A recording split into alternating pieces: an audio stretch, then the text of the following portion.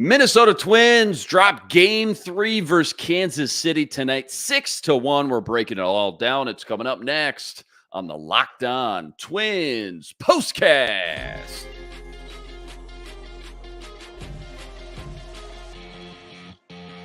You are Locked On Twins POSTCAST, part of Locked On Minnesota on the Locked On Podcast Network. Your team every day.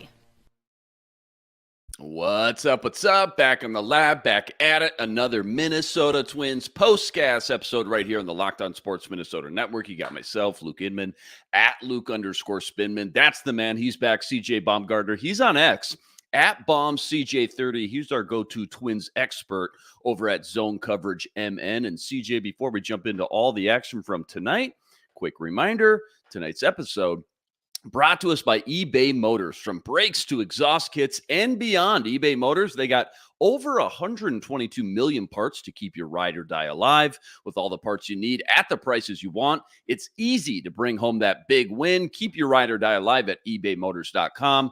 Eligible items only. Exclusions apply. eBay's guaranteed fit. Only available to U.S. customers. All right, man. Twins coming in on a nice little 2-game win streak. Also winners of 6 of their last 7. So vibes are good in the clubhouse right now. Game 3 versus Kansas City tonight. And a team in Kansas City, I'd like to say, by the way, just real quick, despite all of Kansas City's early success, the Twins have actually had pretty good luck against this team this year. 5-1 versus them heading into tonight. Bailey Ober on the mound for this one. Twins get on the board first, second inning, thanks to a Miranda sac fly. They go up 1-0. That was about the highlight of the day, unfortunately. That was about as good as it got. Third inning, Kansas City kind of busts this game wide open. 4 runs in the third inning, 2 more in the fifth. They go up 6-1. Bailey Ober, 5 innings, 9 hits, 6 earned, 4 Ks, 82 pitches. A little bit more on him later on. Twins bats, man, just couldn't do much against Seth Lugo. He was too much. 12 base runners left on base. And this team was 1 for 11 with runners in scoring position. So Twins bats couldn't get much going versus Seth Lugo, or in the 7th, 8th, and 9th. They dropped game 3 by a score of 6-1. CJ, I do want to spend a few minutes, maybe in segments 2 and 3, about the Twins the past week or so, kind of big picture. But first, just give us your biggest takeaways and A topics from tonight's game. I mean, the Royals have something on Bailey Ober. I think that's got to be the biggest takeaway. Bailey Ober has been really, really great outside of his 2 starts against Kansas City this season. And whatever the Royals have, whether I know sometimes people make a bigger deal out of that when they say they have something on him, whether they have a tell or whether their scouting report on him is just really good, or, you know, sometimes you just have a pitcher's number. I don't know what it is. Bailey Ober at Kauffman Stadium and now at Target Field, the Kansas City Royals have been able to carve him up. And again, Bailey Ober's been a solid pitcher, but the Royals just have a way of getting to him, especially with the long ball. And like you talked about, runners in scoring position, a big deal with the lineup. But, you know, when your starter gives up 6 runs in 5 innings, that puts you down in a hole pretty early. And I think that's pretty much the main takeaway of the game, is that Bailey Ober's kryptonite apparently is the Kansas City Royals. Who would have thought we'd be saying that sentence in May? Of all the months, already in May, we'd be saying that sentence. How about on the other side of things, Seth Lugo, man? The success he's had for KC this year, my goodness, numbers are off the charts. 8-1 record coming into today, tied for second best record in the bigs, along with an ERA of 1.74. Hard to get a win sometimes going up against a guy who's just in the zone like that, isn't it? How important has he been? Or I guess maybe a surprise to some people, but their success this year, the Royals' success, how important has Seth Lugo been to their early success? And did he live up, I guess, to the hype, you know, compared to some of these stats that we've seen from him this year versus the Twins tonight? Well, it was really interesting to see, because I believe the Twins got a win in the game Seth Lugo started back in the beginning and that first series of the year. It's so long ago, it doesn't really matter. But you know, it's the early season, it's March.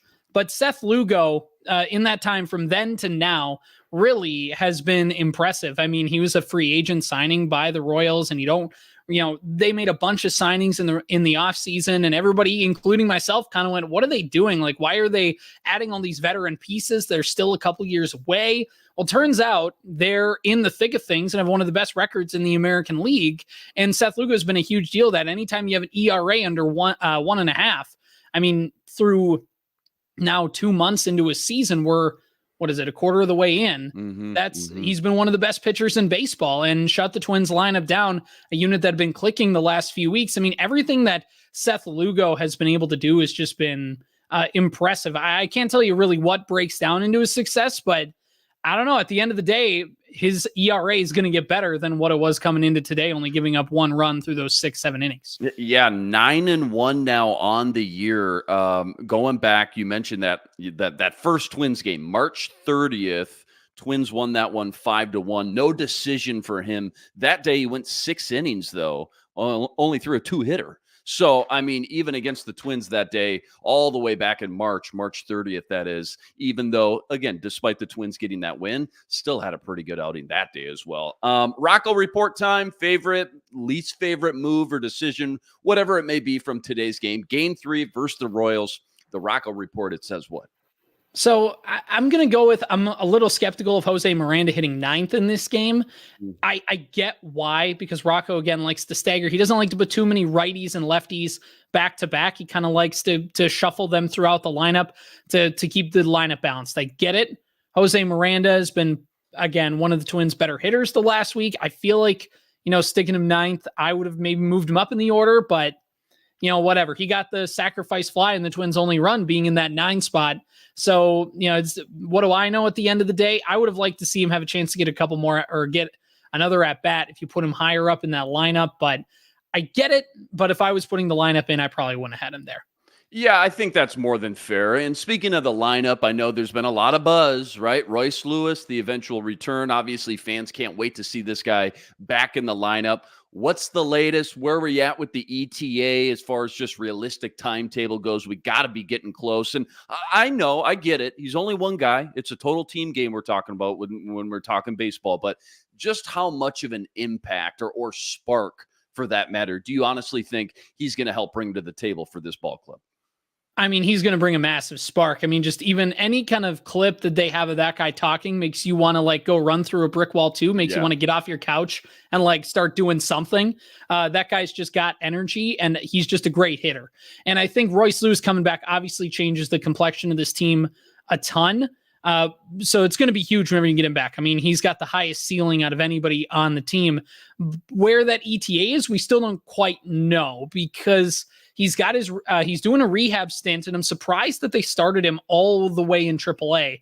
I thought maybe they would send him down to Fort Myers, kind of slow play it, maybe even down to Wichita, something like that, to kind of ramp him up slowly. But the fact that they brought him all the way back to AAA means they have to be pretty confident in his abilities, and he must be too. Of course, there's that stolen base he had in a rehab game, and the Twins were like, we really don't want him stealing, and we kind of have to tell him to cool it a little bit because we don't want him to re-aggravate that injury. But it kind of says that Royce feels like he's in a good spot. The Twins got to feel confident with him. Now, again, he still has to play third base. He still has to play a full game. He still has to do some of that stuff. It's not imminent, but he's close, I think. I haven't read anywhere about a specific date, but I think everybody's kind of circling at some point in the next road trip the Twins are taking that there's a good chance he's going to be back, from things I've read and heard on podcasts and media and all that stuff. If my math is right, I believe tomorrow will be officially a full 2 months. And again, nice they've been able to just kind of stay afloat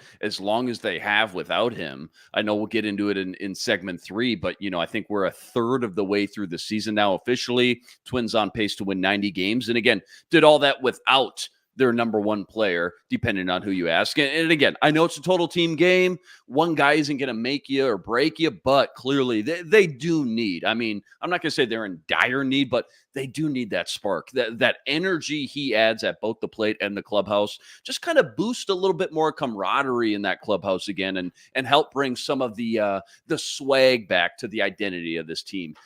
For sure is going to help and go a long way. I think those last 2/3 of the season, June, July, August, September. All right, plenty more deep dive from this one. Plus, we got our nerdy stat of the day. That's all coming up right after this.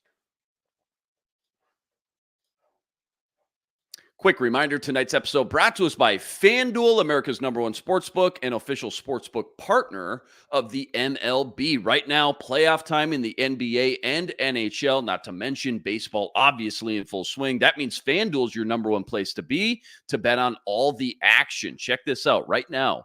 New customers, you're getting $150 in bonus bets with any winning $5 bet. That's $150 in bonus bets with any winning $5 bet. T-Wolves, game 5, they're 4.5-point favorites right now. Maybe you want to get in on that. Over-under, still sitting at 209.5. You can bet on everything at FanDuel, from slap shots to home runs to slam dunks, all on the app that's safe, secure, and easy to use. So what are you waiting for? Visit FanDuel.com/lockedon. Make your first bet a huge win. FanDuel, America's #1 sportsbook and official sportsbook partner of the MLB. All right, you and I haven't chatted Twins ball in at least a couple weeks. I want to talk a little bit more big picture here real quick. I know it's been a lot more up and down, maybe a lot more inconsistent than I think fans and even experts thought we were going to get from this Twins ball team through these first 2 months. And again, I know there's a lot of different variables that go into that, including, again, a guy that we just talked about, Royce Lewis's injury. But bottom line, even though they're sitting in third place right now, again, we're about a third of the way through the season officially. They're on pace to win 90 games. So I guess just knowing everything knowing everything you've seen thus far this year, how do you feel right now about the Twins' chances at making the playoffs and then just building off last year's success? Well, yeah, you mentioned it. The road to get here is a little bumpy, a lot of highs and lows. And I think if you would have said, though, that the Twins are, about 5 games above 500 as we go into June, I think we'd all take that. And at the beginning of the season, we talked, what's the range of outcomes for this team? Somewhere between 88 to 93 wins was kind of my expectation. And right now, like you said, they're on pace to win about 89, 90 ball games right now. So I think if you would have said that, just without any context, you would have said, okay. I think if you would have said it would have included a 12-game winning streak and a 7-game losing streak and all the things that have gone into this season, I don't quite know how you'd feel about that, but I'm pretty confident that this Twins team is going to be able to make a run to the playoffs, because even though the Central is going to be tough, I mean, already Cleveland might have a stranglehold on the division. Kansas City is going to try and fight for that as well, but ultimately, when you look, there's 3 wild card spots. The Twins need to get one of them. Even if Kansas City gets that top one, there's still 2 other wild card spots up for grabs. The AL East is going to be a dogfight, but that AL West, not looking too great right now. Seattle kind of hanging on for dear life. The Astros maybe figuring things out. Yep. I think if you just looked in a vacuum of the AL Central, and in years past, the Twins' only chance at the postseason was winning the division. I think with how tough the AL Central is this year and kind of how down the rest of the American League feels in the other 2 divisions, I think as long as the Twins stay the course and can manage to get to that 90-ish win spot, I think there's a very real chance that they make the postseason. So I feel like if you had to ask me today, yes or no, do the Twins make the playoffs today? I'd say yeah. Yeah, and if I told you, or if I didn't tell you, I should say, about how they got here and what it's looked like, you would be even more thrilled, I feel like, as you just kind of mentioned and broke down, once you found out, again, some of the big injuries and just how they got here. What's maybe been the pit and the peak through these first 2 months? So what's been the biggest bright spot that maybe has surprised you the most, I guess, and what's been the biggest disappointment or something you've just been discouraged about compared to your preseason expectations, that is? And this could be a team stat, it could be a specific player, anything you want. Well, I think 1A and 1B for the disappointment has to be Royce Lewis being out for the first couple months. Sure. That's not great. And the other one has to be Pablo Lopez just having, he had early season struggles a year ago, but these feel a little worse. And statistically, they're going to look a little worse. He has an ERA over 5 right now. So I'm confident, obviously, Lewis is going to come back and play more games for the Twins. I'm confident Pablo's going to turn things around. But at this current point in the season, those 2 things are competing for biggest disappointment. When you look at the thing that's, surprised me, or the biggest thing that I'm going to take from these first couple months, it's got to be Carlos Correa. And just the fact of not only is he healthy, but he's producing at a clip of a guy who the Twins paid him to be. He's a guy who is an platinum glove defender. Everybody respects the glove of Carlos Correa. He made another great play in the field today on that kind of long running catch in shallow left field. Then you also see with the bat, the power's not quite there, but he's roping things. He's got the high exit velocity. He's getting everything's looking right. He has an OPS of 850 something. He looks like the player who should be an all-star caliber shortstop. So that's been something that's really good throughout the first couple months of the season. What about the last 2 weeks or so specifically, the last 10, 12, 15 games or so, like individual wise, who's really shined and whose stock has maybe dropped the most? I know Miranda, he's been on fire the last 10 games or so. Julian, kind of the opposite, been down in the dumps, I know. Is that fair to say, or who else needs to be brought up here for good and bad?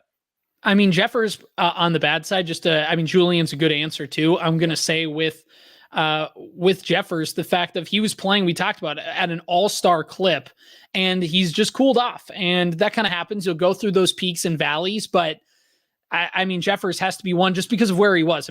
Obviously we saw Julian last year, but to Jeffers this year, having the start he did, and then really ever since the Twins had that 7-game losing streak, it's felt like he's cooled off in that period where they've really needed him. Just hasn't been, that's kind of been the disappointing aspect over the last 10-ish days, over the last couple of weeks, has to be Ryan Jeffers. On that bright spot, I will say Jose Miranda, just because he was a guy coming into the season that had some question marks, especially after that bad sophomore season. He was hurt last year. He kind of showed that when he's healthy, he can be a productive player. The power numbers are getting back to kind of what we expect them to be, but other than that, he's still getting some doubles. He's still bringing some contributions. And today, I thought he took a really nice at bat to drive in that lone Twins run of the game. The way it jumped off the bat, I thought it was a 3-run homer, but able to find a pitch he can elevate and goes with it. And just thought he did a really good job elevating a breaking pitch, and not always easy to do in that spot, especially maybe you're seeing fastball in that certain situation. Point is, I think Jose Miranda's been kind of that bright spot over the last 10 days. A really good breakdown right there. So it's May 29th as we record this here tonight. It ain't going to be long until we start hearing about a lot of trade deadline deals and all that stuff. If you had to guess, as of now, as we sit here today, do you think this team's going to be buyers? Do you think they're going to be sellers? Do you think they're going to stand put? And if they're buyers, I guess, what's a potential target look like, or maybe a specific position? And I guess, too, if we're talking about what kind of ammo do they have to play with in exchange for, whatever kind of help they need coming back? Well, the Twins have a lot of high-end ammo. If you look at guys that obviously are going to be untouchable, when you look at, a Walker Jenkins, some of those other guys, kind of Gabriel top heavy Gonzalez with that farm, right? Yeah. Right, exactly. It's really top heavy. There's not a ton of in the middle depth. It's not deep, but there is talent. There is a good amount of talent in the farm system. Mm-hmm. You could look at somebody like Brooks Lee as maybe a player to trade if you're a team that wants a MLB ready now player that you can show the fan base immediately, hey, this is our guy. Those are a few of the players that the Twins can trade. For a position, I feel like a top end starting pitching is always going to be something. The Twins have depth. They have what they can fill 5 guys in the roster. Obviously Pablo Lopez, assuming he figures things out, is going to be your 1A. You have Joe Ryan. And after that, in terms of who are you confident in starting a playoff game, you really don't have that third guy. And as the Twins learned last year, once they got past Lopez and Gray in the postseason, it got kind of shaky. So that could be a spot. Obviously high leverage relievers. Those are things that every contending team will always take. Specific to the Twins, they need some pop. And they need it in the corner outfield spots. Wallner obviously has been disappointing this season. Larnach has had his moments, but still has never really grabbed the reins like a lot of people were hoping he was going to be able to do. So I know in the past it's been a right-handed hitting power corner outfield first base guy.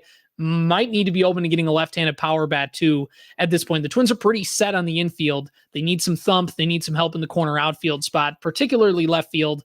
That would be kind of, if you're looking ahead to the trade deadline, those would be kind of some of the areas to map out. And as we get closer, it'll kind of become evident which teams are going to be buyers, sellers. I expect the Twins to be buyers, but a couple of years ago they went all in, and of course everybody ripped them up and down for it. Right. Last year they didn't make a trade at the deadline, and they made the playoffs and won a playoff series. So just because a team that wins the trade deadline rarely ever wins the World Series, but it's going to be huge in the couple months to kind of see what this team can do to try and stockpile for what I think will be a playoff run.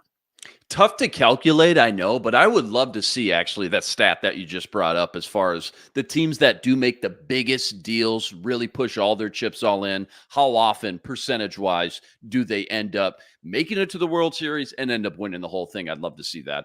How shocked or surprised are you by all the success Cleveland's had and KC's had, and really sustained success up to this point, too, for that matter, because they've really thrown a wrench into the Twins preseason predictions by not just the fans, but all the experts. This team was just supposed to kind of glide to another division title almost by default. And again, what was supposed to be the safest and softest division in the league. Well, I think the biggest thing has just been the offenses of both these two teams. When you look at Kansas City, you kind of think, okay, it's Bobby Witt and it's Perez, and that's pretty much it. That's about it. Yes, I mean, and they've got contributions from other people. They've been able to score runs. They steal bases. They do a lot of that kind of baseball, and that's been what's helped them. And then, of course, with Lugo, with Reagan, some of those guys who've been having good seasons. So I think overall they've raised the floor with Kansas City, and I don't know how it's led to this many wins. The division bias. The division rival bias in me says there's got to be some regression coming for Kansas City, but right now they keep winning games because of their offense. And that's the same thing with Cleveland. We know they have the pitching pipeline to sustain success in the regular season. The thing that bit Cleveland last year is they had no help from their lineup, and now they're able to get a lot more of that run production. So for both teams, they've just been able to score 4, 5, 6 runs every game. And when you do that, you just, as the Twins learned today, you can't consistently score 1 run, 3 runs and expect to win. You need to kind of get a little bit of that overwhelming force. And that's what's helped Cleveland and Kansas City get to 30 plus wins before June. Yeah, very consistent at the plate, both those teams. And like you said, you'd love to just close your eyes and say, all right, things got to kind of regress back to the mean for both these teams here eventually. But if you sit down and watch these games night in and night out, like you said, I mean, to your point, they're playing some really good baseball top to bottom, both teams right now. So it's going to be interesting to see how all this plays out the next 4 months or so. All right, nerdy stat of the day time. Any crazy analytic or stat you got? We always love to hear it. Lay it on us if you got one. All right, here we go. So Bailey Ober versus Kansas City is in 2 starts, has 6 1/3 innings pitched. He's allowed 14 earned runs, 6 home runs, 18 hits, and has only struck out 5. Now, if you put Ober versus the rest of the field, so that's the bad news. Okay. Here's the good news. Ober, when he's not playing Kansas City, is 5-1. He's pitched 50 innings over 9 starts. He has a 3.02 ERA, has only allowed 4 home runs, and has a 27.3% strikeout rate, which is around a little bit above league average. So the point is Ober against everybody else pitches really, really well. So as long as he can avoid Kansas City down the stretch, I mean, his overall numbers are going to be skewed by how bad these 2 starts were. And they do matter. You can't just pick out the bad ones and say, actually, he's good. But I mean, he's been solid. And so the bad news is Kansas City has his number. And that's what I'm going to accentuate there. 6 home runs against the Royals in 2 starts, only allowed 4 home runs combined to every other team over 50 innings. So as bad as it was today for Ober, the good news is he's not going to play Kansas City in his next start and will likely be very effective. Yeah, well said. All right, great nerdy stat there. As always, don't go anywhere. We got to preview Game 4 tomorrow versus the Royals. That's all coming up right after this.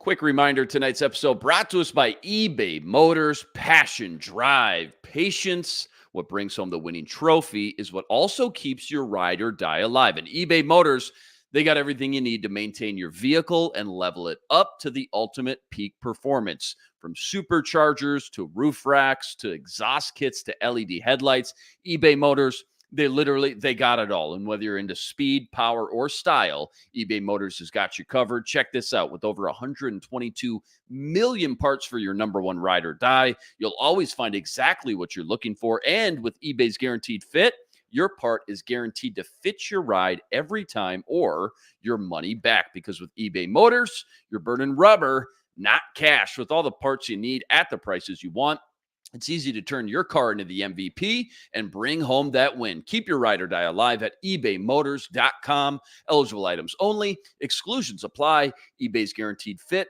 only available to U.S. customers. Okay, game 4 versus KC tomorrow night. Twins looking to take another series versus KC this year. Chris Paddock on the mound for that one. Give us the top 1 or 2 things you're looking for in this one tomorrow. I mean, can the Twins get a hit with runners in scoring position? No kidding. That'd be nice. Yeah. That's going to be the big thing. 1 for 11.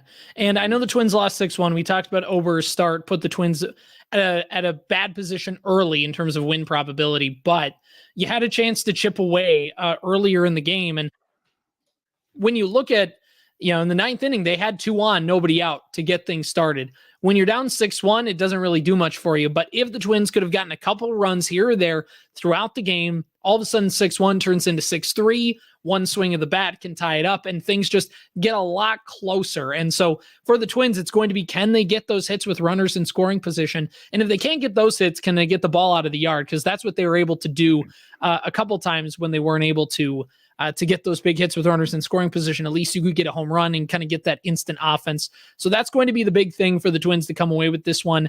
Unlikely Duran pitches. I know the Twins didn't have to use any high leverage arms tonight, but that's going to be big if this one's close. You know, obviously splitting with the Royals is fine, but taking 3 out of 4 at home against the team you're chasing in the standings is going to be huge.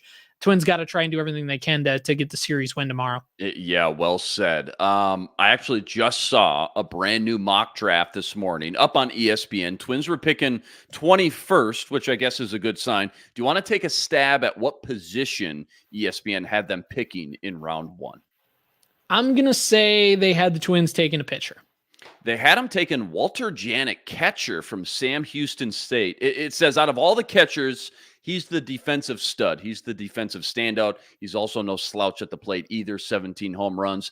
Prep righty, though, the pitcher Brandon Doughty, also been linked to the Twins quite a bit as well. It mentions that. Knee-jerk reaction, when you hear that mock draft, what position do you think they need to target early in the draft? When you look at, again, we talked about the farm system, how it stands right now, very top-heavy, not a lot of depth, not a lot of meat and potatoes, so to speak, in the middle there. What do you think of first? What position-wise? Well, I mean, if I was running a team, I think I just always take my odds on a pitcher. Yeah, just stack them up. Yeah. Stack them up, exactly. But the Twins, how they like to draft is a little bit interesting. So they've only taken a pitcher with their first round pick, I believe, once, and that was in 2021, and that was Chase Petty, and they traded him immediately for Sonny Gray. So they're not a team that likes to take those high school arms, and I think the reason behind that is just because there's so much that can go wrong. For an 18-year-old, they're not going to get to the big leagues for 5 years. So, are they going to blow their arm out? Or things going to happen? This is a very high pick, and taking a high school pitcher can be very volatile. The Twins took high school position players before. When you look at Royce Lewis, number 1 overall. Then when you also look at taking Walker Jenkins last year. But outside of those high-end, kind of just super raw, talented players, they really like to take big bat college players. You look at Trevor Larnach, who was a key piece to a College World Series team in 2018. Aaron Sabato in 2020 was a big kind of first base slugger type. So, obviously I'd take a pitcher and just kind of take my odds on it. The Twins like college players. They're a little bit more refined. You kind of know what you're getting. It's a little bit more of a fast track to get them to the big leagues. So I think, the Twins, if they end up taking something like a catcher, I could definitely see that. Just because, not necessarily they have Jeffers, they're good for now, but the Twins kind of like to get those guys that they can fast track, at least with their first round selections. I don't know what I'm doing now. I just pulled up an article, the Twins' worst draft picks the last 20 years. Speaking of bad pitchers and bad picks, Cole Stewart, I remember that one vividly. Top 4 pick overall in 2013. He obviously didn't pan out. Tyler Jay's on this list as well. 2015 draft, 6 overall pick.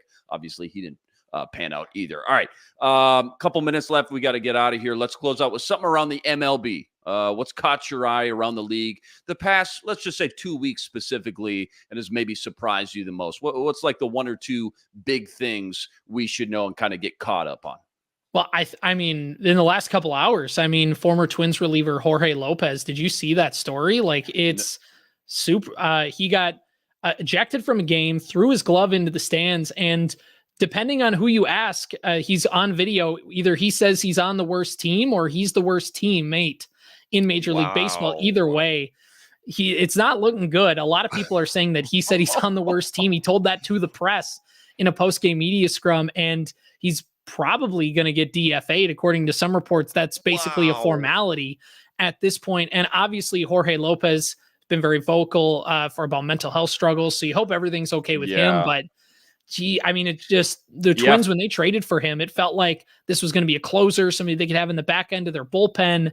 And I know everybody talks about Cano and the other guys the Twins gave up in that trade, but man, he just got a feel for that guy. It felt like maybe in a lower leverage spot could get his career back on track and might be done in the major leagues. Might be toast. Yeah, 15 minutes ago, New York Post, Jorge Lopez calls Mets worst team in whole blank MLB, throws the glove into the stands. Yeah, that'll be the hot A topic for sure tonight on SportsCenter tomorrow morning. Last one, real quick. Wolves, Mavs, Game 5. Lay it on me. What's your prediction? Wolves in 7 until it ain't.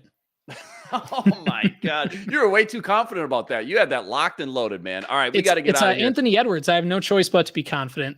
Ah, man, I just is as long as we can continue watching Anthony Edwards, I mean, that guy is just such a joy, so entertaining to watch, man. We got to get out of here, though. Always a lot of fun talking Twins with you. They run into a buzzsaw versus Seth Lugo. They drop Game 3 tonight versus the Royals 6-1. Game 4 tomorrow. Bailey Ober on the mound for that one. First pitch, 12:10 p.m. Central Standard Time.